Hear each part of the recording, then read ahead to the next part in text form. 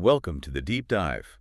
If you're loving these explorations, into the unknown, don't forget to subscribe to our channel on YouTube, Spotify, and even Amazon for more. Yeah. Today, we're taking a deep dive into some seriously weighty questions about humanity's future. Right. Specifically, what happens when Earth gets a little too cozy with the sun. Yeah. You sent over some fascinating articles and research, and I've got our expert here to help us unpack it all. Great. From what I've gathered, your big questions are, how long could we actually survive on Mars if Earth became uninhabitable? Okay. And even wilder, could we actually stop the sun from going red giant? Okay. We're talking cosmic timescales and some truly audacious ideas here. What's intriguing about your questions is they highlight this tension between the immense power of astrophysical processes and humanity's drive to find solutions even when facing seemingly insurmountable odds. All right, let's dive into that first question about Mars as humanity's potential lifeboat. Your research highlighted that in about 1 billion years, the sun's increasing intensity will make Earth pretty toasty, to put it mildly. Right. So could Mars be our escape route? Well, let's consider the lifespan of a star like our sun. As a yellow dwarf, it has a lifespan of roughly 10 billion years. Okay. Given its current age of about 4.6 billion years, Yeah. we've got about 5 billion years before it enters its red giant phase. Now, here's the catch.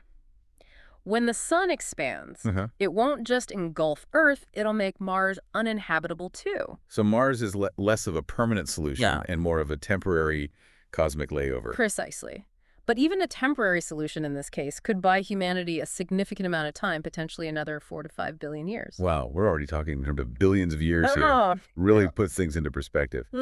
But if we're thinking about Mars as a potential home, even temporarily, how realistic is that? Yeah. Your research pointed out that Mars is, well, a bit desolate right now. That's putting it mildly. Mars presents some significant challenges. Okay. It has a thin atmosphere composed primarily of carbon dioxide, extremely frigid temperatures, and it lacks a protective magnetic field like Earth's. That magnetic field is crucial for shielding us from harmful solar radiation. So, surviving on Mars would require some seriously advanced technology. What kind of technology are we talking about? We're talking about creating entirely self-sustaining habitats. Okay. Think underground colonies for protection from radiation and the harsh Martian environment, coupled with advanced life support systems to provide breathable air, clean water, and even food production. It would take a monumental effort. It's mind-boggling to even imagine the scale of engineering required to make Mars habitable, even for a limited time. Yeah. It seems like a Herculean task, to say the least. It would certainly be a challenge unlike any humanity has ever faced. Yeah. But speaking of challenges, your second question takes us even further down the rabbit hole of audacious possibilities. Okay. Could we somehow prevent the sun from going red giant in the first place? Now, that's a question that really pushes the boundaries of what we consider possible. Absolutely. To understand why preventing a red giant phase is such a colossal challenge, we need to look at the processes happening within the sun itself. Okay. As the sun burns through the hydrogen in its core, it'll eventually exhaust that fuel.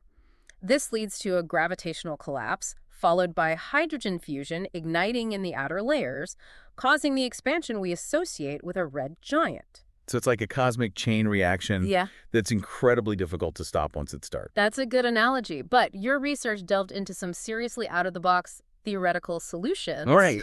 And while highly speculative, they are fascinating to consider. Well, let's hear them. If we're going to think big, let's go all out.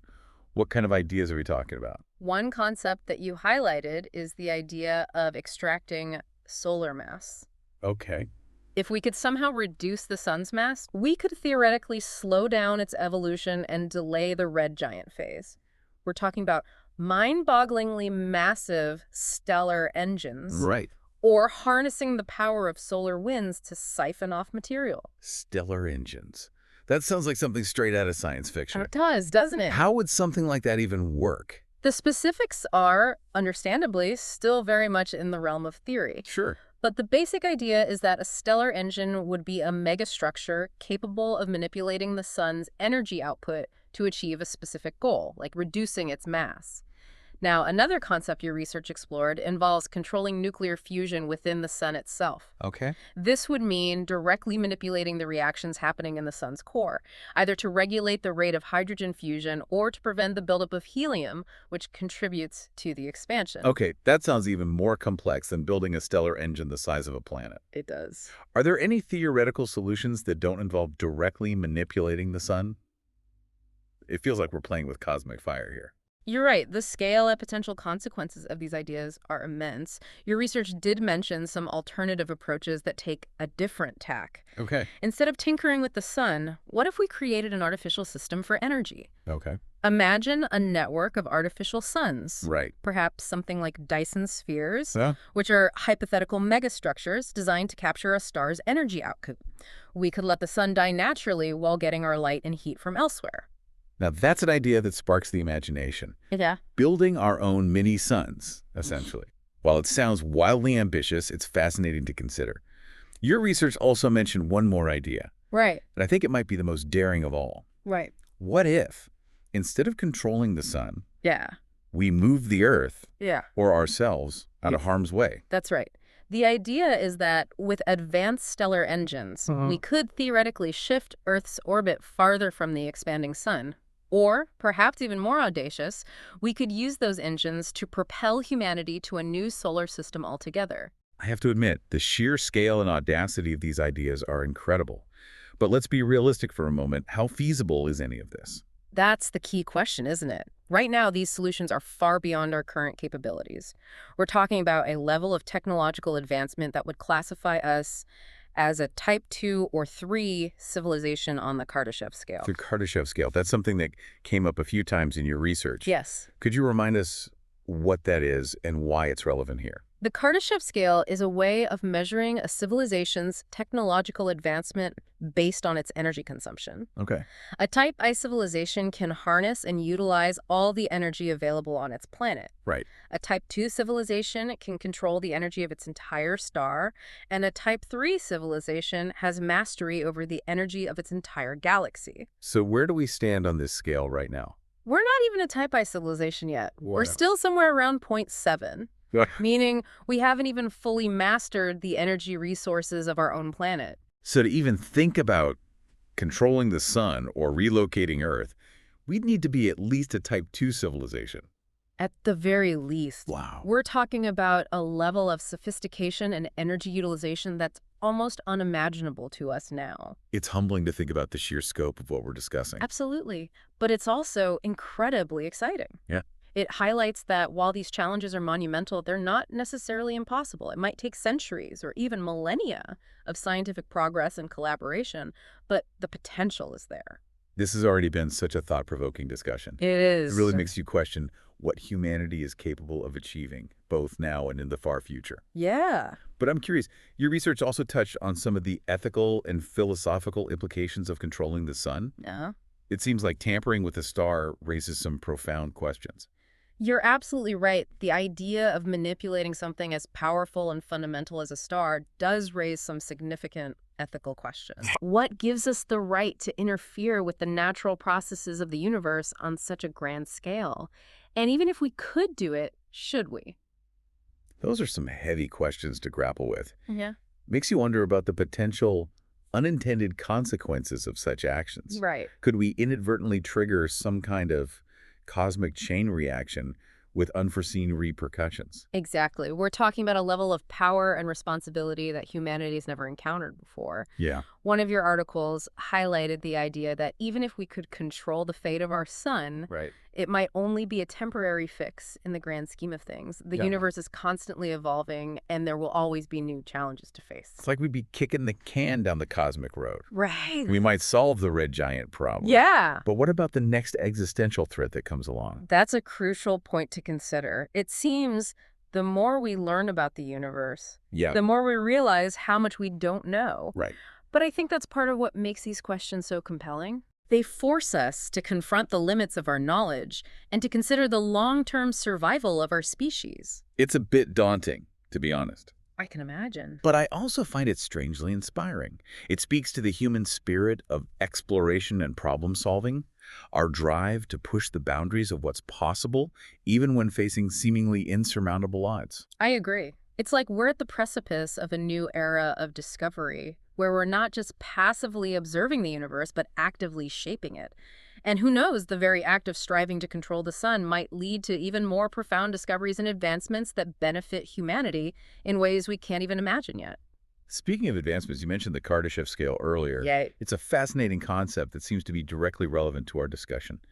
You mentioned that to even attempt to control the sun, we'd need to be at least a type 2 civilization. Yeah. Could you elaborate on that a bit more? Of course. The Kardashev scale, as we discussed, is based on a civilization's energy consumption. Right. A Type I civilization can harness all the energy available on its planet. A Type 2 civilization takes it a step further, utilizing the energy of its entire star.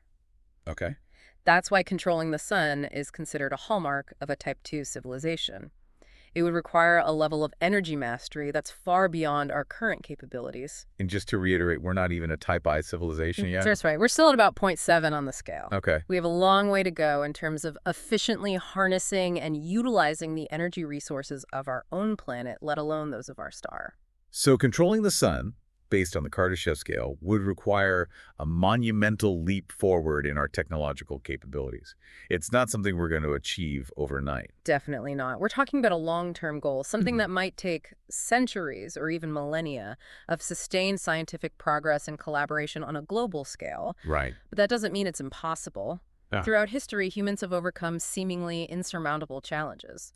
Who knows what the future holds? It's almost humbling to think about the possibilities, both in terms of the challenges we face and the potential solutions we might develop. Yeah. But your research didn't just focus on controlling the sun. Right. You also delved into some of the other existential threats that humanity might encounter in the far future. Mm-hmm. What are some of the things that caught your attention?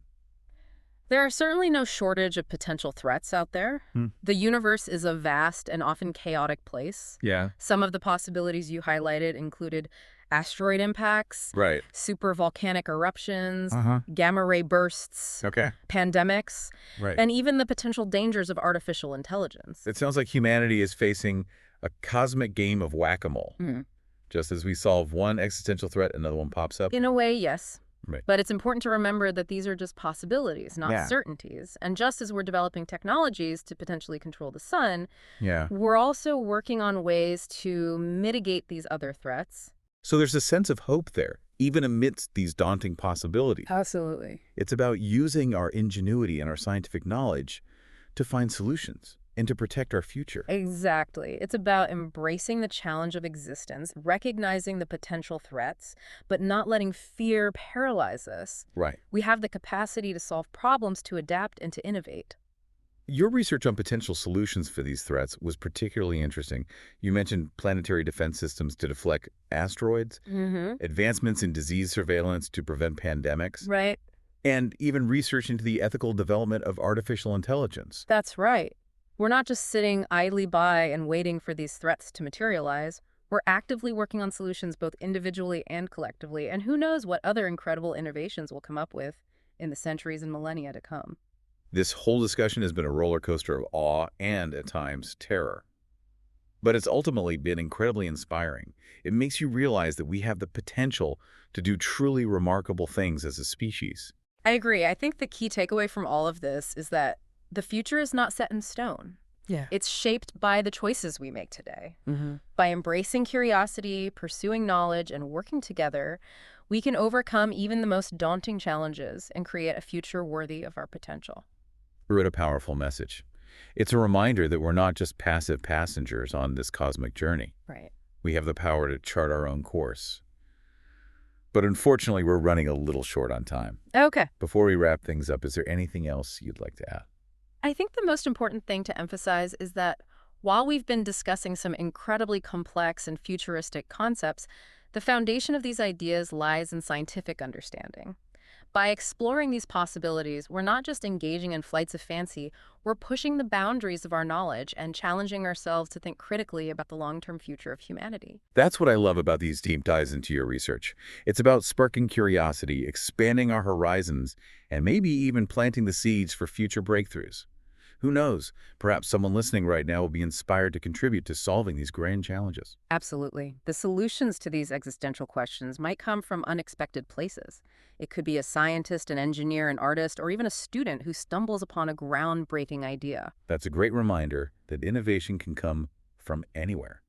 And speaking of inspiration, after this incredible deep dive into your research, what's the one takeaway you'd like our listeners to walk away with? I think the most important message is that the future is not predetermined. It's a canvas that we as a species get to paint. The choices we make today, the research we conduct, the problems we choose to solve all of these actions shape the trajectory of humanity. That's a powerful thought. It puts the responsibility but also the incredible potential squarely on our shoulders.